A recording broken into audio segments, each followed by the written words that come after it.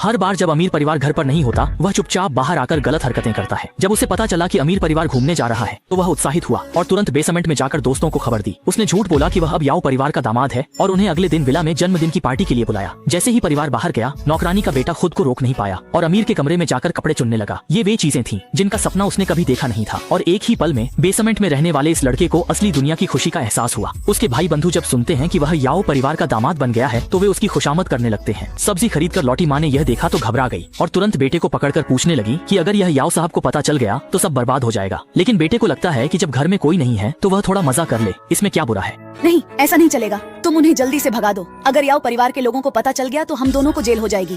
क्योंकि तुम गरीब हो इसलिए तुम्हारा बेटा सारी जिंदगी तहखाने में चूहे की तरह रहेगा। मैंने पिछले जन्म में कौन सा पाप किया था जो मुझे तुम्हारे जैसी अनिश्चित माँ मिली। आज मेरा जन्मदिन है, ये मौका मुझे बड़ी मुश्किल से मिला है। मैं इस पल का भरपूर आनंद लेना चाहता हूँ। अगर तुमने मुझे मेरे दोस्तों के सामने शर्मिंदा किया तो मैं जिंदगी भर तुम्हें अपनी माँ नहीं मानूंगा।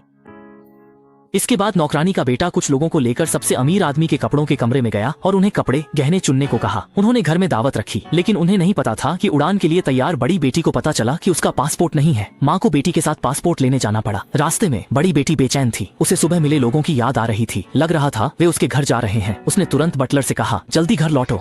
नतीजा यह हुआ कि दरवाजे पर पहुंचने पर उन्होंने जो देखा उससे उन्हें अनहोनी का आभास हुआ। इस समय नौकरानी ने बेटे को चेतावनी दी कि अब बहुत हो गया, लेकिन बेटा नहीं माना। उसे माँ की बातों से माहौल खराब लगा। दोस्तों ने देखा कि नौकरानी बार बार टोक रही है तो वे जाकर उसे थप्पड़ मारते हैं। बेटा सोच रहा था कि शायद माँ उसका पक्ष लेगी, लेकिन माँ ने कहा, अच्छा किया, थप्पड़ ठीक मारा। इस पल नौकरानी को एहसास हुआ कि उसने बेटे की परवरिश कितनी खराब की है। अरे ये क्या?